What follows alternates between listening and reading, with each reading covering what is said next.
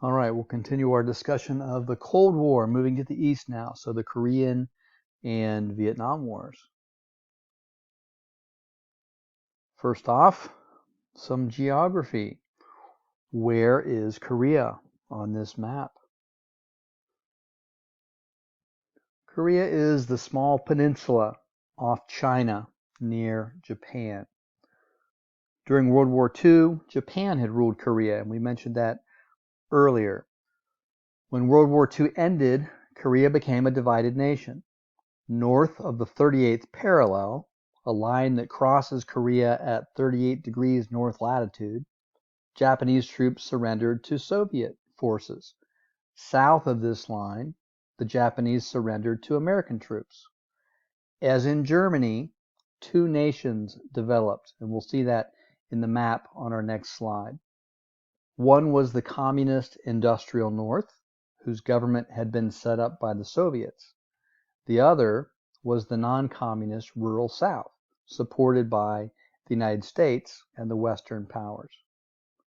By 1949, both the United States and the Soviet Union had withdrawn most of their troops from Korea. The Soviets gambled that the United States would not defend South Korea, so they supplied North Korea with tanks, airplanes, and money in an attempt to take over the entire peninsula.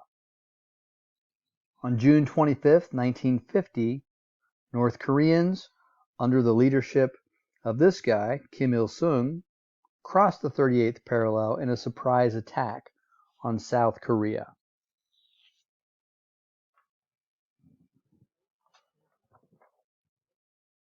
Within days, North Korean troops had moved deep into the South. By September 1950, North Korea controlled the entire Korean peninsula, except for the tiny area you see in green around Pusan in the far southeast.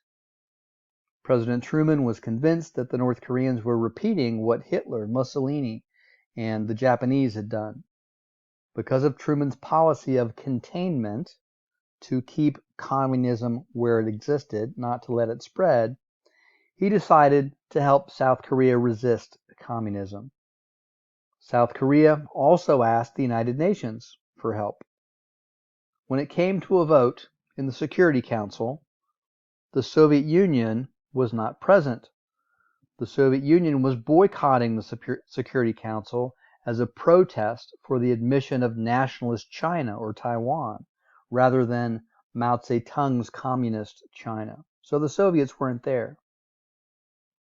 A total of 15 nations, including the United States and Britain, participated under the command of General Douglas MacArthur. And you'll remember Douglas MacArthur as commander in the Pacific and his role in recapturing the Philippines in World War II. General MacArthur launched a surprise attack. Troops moving north from Pusan met with forces that had made an amphibious landing at Incheon, right there above where Seoul, Korea is. Caught in this pincer action, about half the North Koreans surrendered. The rest retreated. The United Nations troops pushed the retreating North Koreans across the 38th parallel, well into North Korea, and finally almost up to the Chinese border. The UN forces were mostly from the United States. The Chinese, at this point, felt threatened by these troops and by an American naval fleet off their coast. In October of 1950, they sent 300,000 troops into North Korea. These Chinese troops outnumbered the UN forces. By January 1951, they had pushed the UN and South Korean troops out of North Korea. The Chinese then moved into South Korea and captured the capital of Seoul.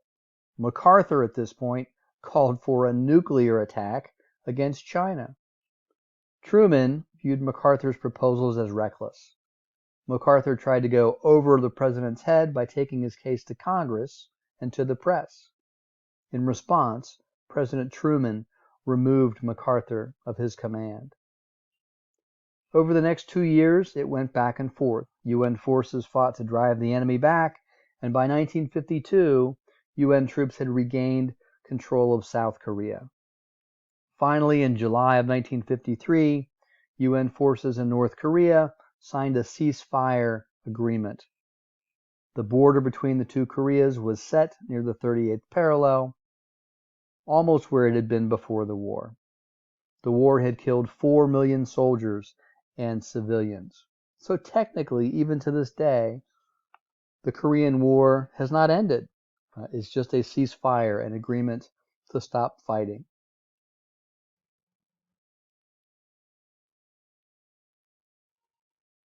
Aftermath of the war. After the war, Korea remained divided. A demilitarized zone, which still exists, separated the two countries.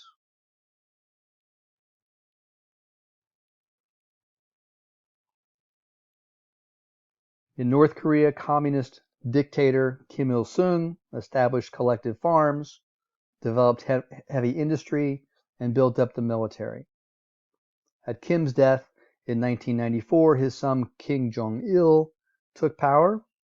Under his rule, communist North Korea developed nuclear weapons, but had serious economic problems. And today, the leader is Kim Jong-il's son, Kim Jong-un, as we well know. South Korea, on the other hand, prospered, thanks partly to massive aid from the United States and other countries. In the 1960s, South Korea concentrated on developing its industry and expanding foreign trade. A succession of dictatorships ruled the rapidly developing country.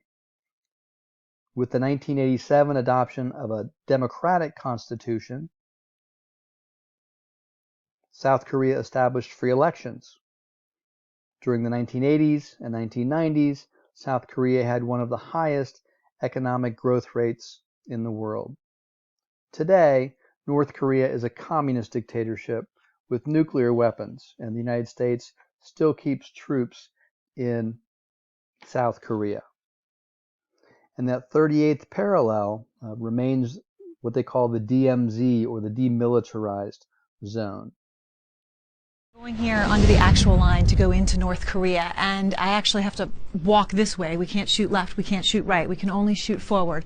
There's a lot of restrictions on our cameras, but to get here we had to go through 3 checkpoints. We passed some anti-tank explosives, and now we're about to go into these blue rooms and into the North Korean line. So the North Koreans and the South Koreans still meet in this room? Yes, the last known visit was 2008. Literally, these microphones on the table are what defines the line. So North Korea on this side, South Korea on that side. It seems so easy, it's just one step.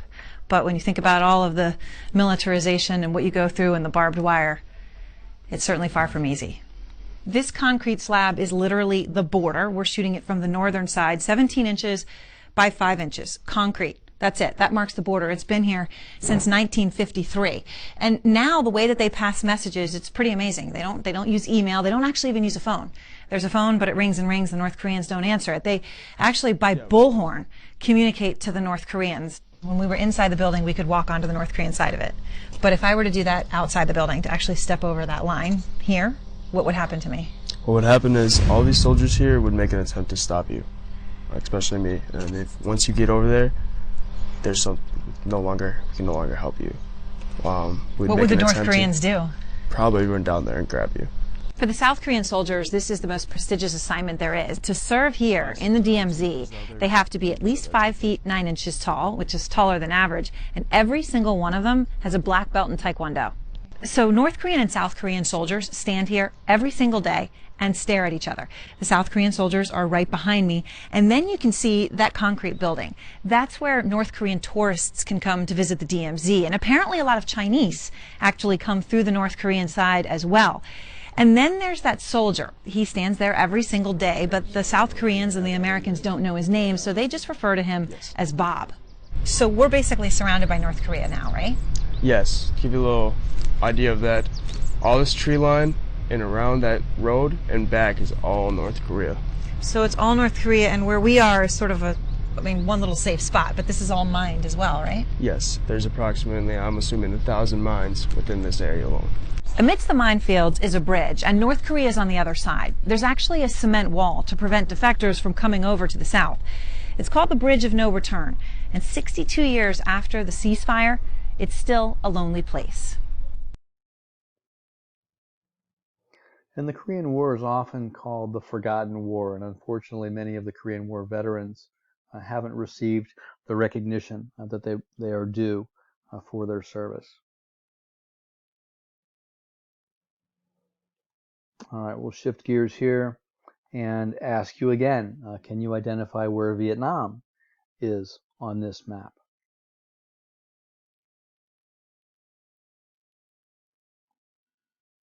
Zoom in. Here is Vietnam. Much like its involvement in the Korean War, the involvement of the United States in Vietnam stemmed from its Cold War containment policy. After the World War II, stopping the spread of communism was one of the main goals of the United States. The road to war. Step back in the early 1900s, France controlled most of Southeast Asia. It was called French Indochina, and it was a colony of France. So French Indochina included what are now Vietnam, Laos, and Cambodia. Both of these areas wanted their independence. A young Vietnamese nationalist, Ho Chi Minh, turned to the communists for help. During the 1930s, Ho's Indochinese Communist Party led revolts and strikes against the French. The French responded by jailing Vietnamese protesters. They also sentenced Ho to death. He fled into exile, but returned to Vietnam in 1941, a year after the Japanese seized control of his country during World War II. The Japanese were forced out of Vietnam after their defeat in 1945, and France decided to keep this territory as its colony. The fighting begins. Vietnamese nationalists and communists joined to fight the French armies. The French held most major cities, while the Viet Minh controlled the countryside. The Viet Minh used hit-and-run, guerrilla-like tactics. In France, the people began to doubt that the fight was worth the lives and the money that were being expended. In 1954, the French suffered a major military defeat at Dien Bien Phu. They surrendered to Ho. The United States had supported France in Vietnam. With the defeat of the French, the U.S. also saw a rising threat of communism in the rest of Asia. President Eisenhower described this threat in terms of the domino theory. The Southeast Asian nations were like a row of dominoes, he said. The fall of one to communism would lead to the fall of its neighbors. This theory became a major justification for U.S. foreign policy during the Cold War era. Vietnam, a divided country. So after France's defeat, an international peace conference met in Geneva to discuss the future of Indochina. Based on these talks, Vietnam was divided, this time at the 17th parallel, north latitude. North of that line, Ho Chi Minh's communist forces governed. To the south, the United States and France set up an anti-communist government under the leadership of Ngo Dinh Diem. Diem ruled the South as a dictator. Opposition domestically to his government grew. Communist guerrillas, called Viet Cong, began to gain strength in the South. While some of the Viet Cong were trained soldiers from North Vietnam, most were South Vietnamese who hated the dictator Diem. Gradually, the Viet Cong won control of large areas of the countryside. In 1963, a group of South Vietnamese generals had Diem assassinated. But the new leaders were no more popular than he had been. It appeared that a takeover by Communist Viet Cong, backed by North Vietnam, was inevitable. Domino theory has very little to do with dominoes, and even less to do with pizza. Instead, it deals with the spread of communism throughout the world. It was said that if one nation adopted communism, so too would nearby nations, one after the other after the other. While he never trademarked the term domino theory, President Dwight D. Eisenhower was the first person to use the analogy during a 1954 news conference. In a time when communism was seen in much of the West as an immense evil, the idea of country after country falling to the communists was terrifying to many Americans. Most fears centered around Southeast Asian countries like Vietnam, and domino theory provided a convenient reason for the United States to get involved in police actions in the region to prevent the spread of communism. Although maybe it'd be better if we solved our problems over a real game of dominoes instead. Getting elected president is an expensive business. Campaign costs add up. All right. So the United States gets involved. So it looked as if the communists were going to take Vietnam. The United States decided to escalate or increase its own involvement. Some U.S. troops had been serving as advisors to the South Vietnamese since the late 1950s, but their numbers grew steadily, as did the numbers of planes and other military equipment sent to South Vietnam. U.S. troops enter the fight. In August 1964, U.S. President Lyndon Johnson told Congress that North Vietnamese patrol boats had attacked 2 U.S. destroyers in the Gulf of Tonkin. As a result, Congress authorized the president to send U.S. troops to fight in Vietnam. By late 1965, just over a year later, more than 185,000 U.S. soldiers were in combat on Vietnamese soil. U.S. planes had also begun to bomb North Vietnam. By 1968, more than 500,000 U.S. soldiers were in combat there. The United States had the best equipped, most advanced army in the world, yet it faced 2 major difficulties. 1, U.S. soldiers were fighting a guerrilla war in an unfamiliar jungle terrain. 2, the South Vietnamese government that they were defending was becoming more unpopular. At the same time, support for the Viet Cong grew, with help and supplies from Ho Chi Minh, the Soviet Union, and China. Unable to win a decisive victory on the ground,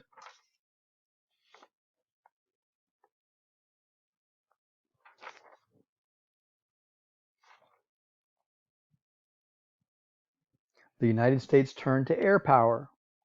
U.S. forces bombed millions of acres of farmland and forest in an attempt to destroy enemy hideouts. The bombing strengthened peasants' opposition to the South Vietnamese government.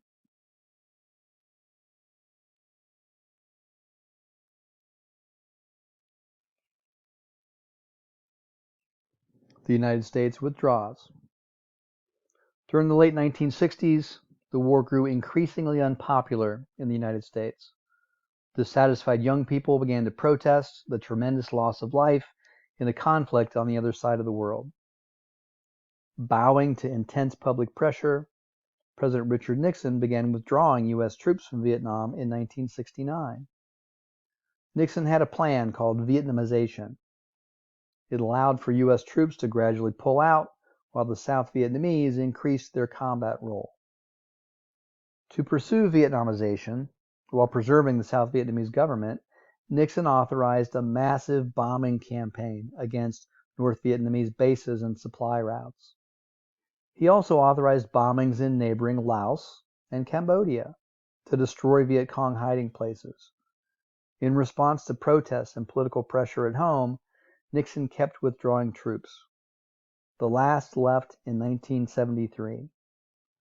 2 years later, the North Vietnamese overran South Vietnam. The war ended, but more than 1.5 million Vietnamese and 58,000 American lives were lost. Post-war Southeast Asia, so Vietnam after the war. After 1975, the victorious North Vietnamese imposed tight controls over the South. Officials sent thousands of people to re-education camps for training in communist thought. They nationalized industries and strictly controlled businesses. They also renamed Saigon, the former capital of the South, Ho Chi Minh City, communist oppression caused 1.5 million people to flee Vietnam. Most escaped in dangerously overcrowded ships. More than 200,000 boat people, as they were described, died at sea. The survivors often spent months in refugee camps in Southeast Asia. On a positive note, about 70,000 eventually settled in the United States or Canada. Although communists still govern Vietnam, the country now welcomes foreign investment. And the United States has normalized relations with Vietnam. That happened in 1995. And tourism is one of the main elements of the Vietnamese economy. Cambodia. The war's end did not bring an immediate halt to bloodshed and chaos in Southeast Asia. Cambodia was under siege by communist rebels. During the war, it had suffered U.S. bombing when it was used as a sanctuary by North Vietnamese and Viet Cong troops. In 1975, communist rebels known as the Khmer Rouge set up a brutal communist government under the leadership of Pol Pot. In a ruthless attempt to transform Cambodia into a communist society, Pol Pot's followers slaughtered 2 million people. This was almost 1/4 of the nation's population. The Vietnamese invaded in 1978. They overthrew the Khmer Rouge and installed a less repressive government, but fighting continued. The Vietnamese withdrew in 1989.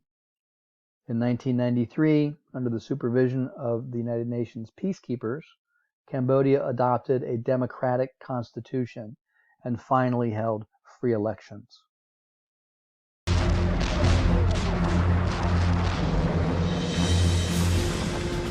In April of 1975, 2 years after American combat troops had left Vietnam, North Vietnamese forces reached the outskirts of Saigon, the South Vietnamese capital. An ally the United States had supported with men and material for nearly 2 decades was about to fall to the communists. It's almost like we were never there now. And that's the tragedy of it, I think. On April the 29th, there were still more than 1,000 American personnel in the city. They and 6,000 desperate South Vietnamese were helicoptered out as the last remnants of American power fled Saigon. Veteran Phil Caputo had returned to Vietnam as a reporter. And the North Vietnamese were shelling Tan Son Nhut Air Base. Boy, I remember some of those shells landing close to me. The building was just trembling. And somebody said, "Go, go, go." And I remember running out and just leaping in this big CH-53 helicopter, huge thing. Come on, this way, hey, this way, come on. Come on, let's go. Must have been 60, 70, maybe 80 Vietnamese refugees and a few American newsmen, a handful of people from the embassy. And then the helicopter took off. I remember just looking down and just seeing this brown and green country. And then we crossed the coast. The sight I'll never forget, the 7th Fleet had mustered out there. They were going to take refugees out. I looked at all of this might, and I said, we got whipped by a bunch of peasant guerrillas in the end. On the next day, victorious North Vietnamese troops rolled into Saigon. 10 o'clock in the morning, the radio announced that, the South Vietnamese had surrendered. And that was it. We hugged one another and cried. And for me, it's many long years. And now we see the final day. I felt in a whole range of emotions. I mean, I felt sad, I felt regretful, I felt relieved that it was over. Maybe the one emotion I didn't feel was any sense of happiness or joy.